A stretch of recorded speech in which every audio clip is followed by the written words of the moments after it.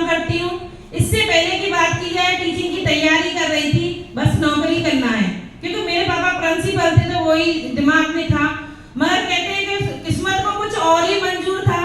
और जिस स्पीकिंग में क्लास में हम जाते थे, वहाँ हमारे जो सीनियर थे वो टीचर की बात करते थे। उन्होंने इनवाइट किया कि हमारे यहाँ एक ऐसा फंक्शन है, अगर आप वहाँ आते तो बहुत कुछ सीखने को मिलेगा।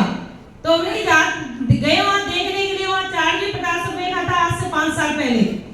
और लगी मैं इसलिए हूँ कि मेरे को किसी ने प्लान नहीं दिया। अगर मैं डिसीजन लिया तो एक छोटी सी मीटिंग को लेके लिया था, और उस मीटिंग में जो आए थे मेरे ग्रेट कोच, जिन्हें मैं अपना मेंटर मानती हूँ, मैं चाहूंगी उनके लिए जोरदार तालियां दी सर। क्योंकि फर्स्ट मीटिंग वही मेरी प्लान था, वही मेरे लिए सब कुछ था, और डिसीजन लिया कि ये बिजनेस मुझे करना है।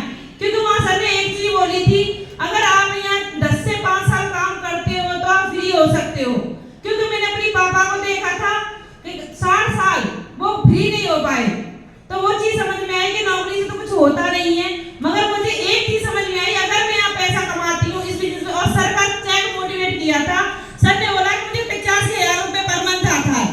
तो मैंने कहा सर को 4-5 साल में आ सकता है, तो मैं सर से थोड़ा कम हूँ। तो ये डिसीजन लिया, पर ये नहीं सोचा कैसे होगा, पर तुरंत डिसीजन लिया, जॉइनिंग लगाई। और उसके बाद 2 महीने के लिए सामान यूज करते रहे। उसके बाद मैं लकी थी, मुझे फर्स्ट जो सेमिनार मिला दिनेश चौधरी सर का मिला, चाहूंगी उनके लिए जोरदार तालियां। और जब उन्होंने अपनी थोड़ी सी स्टोरी बताई बच्चे के बारे में, तो मुझे भी लगा मेरा भी बच्चा छोटा है, तो जब सर कर सकते हैं तो मैं क्यों नहीं कर सकती।